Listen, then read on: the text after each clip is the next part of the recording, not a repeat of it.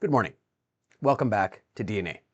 This is episode 2 in a chain of 3. We're continuing on. In episode 1, we established the container. We talked about where this idea is from, why it exists, and what problem it was originally built to solve. Today, we're going a little deeper. Not into opinion, but into structure, what we do best. And let's take a moment and let's sip on that.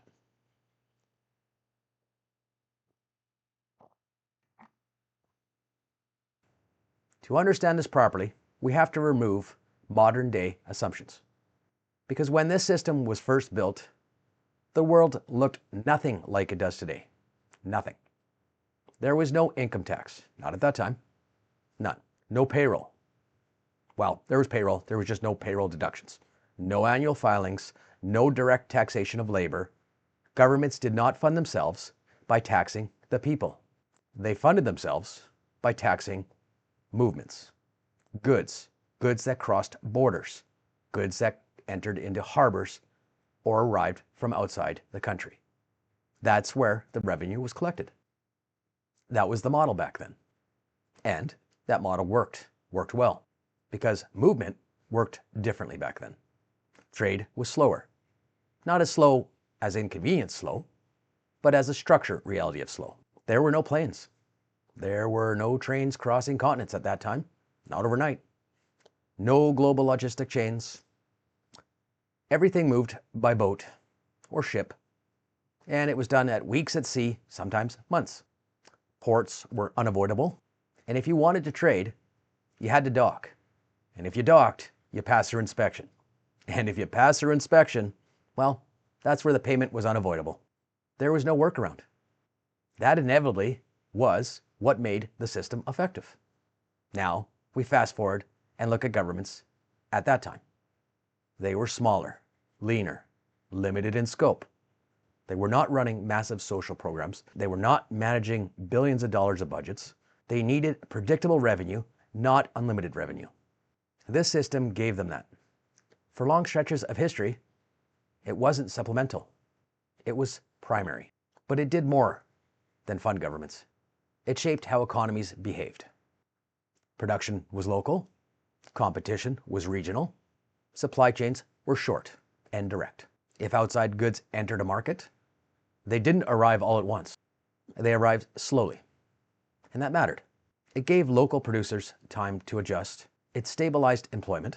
It reduced sudden economic shocks. This system wasn't designed to stop trade. It was designed to control the pace of the trade. A slow-moving world's pace was everything. Authority followed the same logic.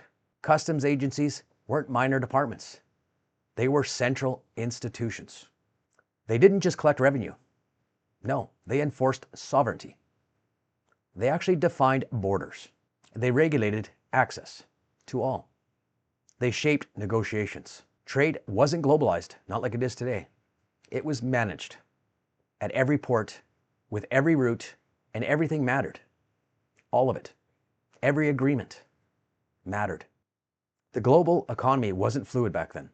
It was structured. Then, the world changes. Railroads started connecting continents. Steamships accelerated shipping and times. Factories scaled production. Movement sped up. Then airplanes arrived. Then container shipping. Movement doesn't just accelerate, it multiplies. Goods don't cross borders once anymore. They cross borders multiple times before they even arrive finished, sometimes multiple times daily. Raw materials here, components there, assembly somewhere else, finishing somewhere else. Again, the original system was never built for this. At the same time, governments changed too. They grow. Wars became larger. Bureaucracies expanded. Social programs multiplied. The old revenue model couldn't support the new reality. So, governments introduced income tax. That was the pivot point. Once income tax started to exist, the original systems stopped being the backbone. It became a tool, a lever, sometimes used to influence behavior rather than fund the entire structure, and this is where the world finally belongs. The system that funded early controlled movement and shaped economic behavior is tariffs. Now, that word has weight because you understand what it was before judging what it is. Today, this tool operates in a very different world and in a very different way. A world that's now built on speed, interpretance, global supply chains, and when tariffs are applied now, they don't stay at the port. They move. They pass through manufacturers, through distributors, and through retailers. And they land on the consumers directly as higher prices. That's why they feel disruptive. They're being applied in a system they were never designed for. This episode isn't about taking sides. It's about understanding architecture. Tools aren't good or bad on their own. They're contextual. They make sense when the world moved slowly.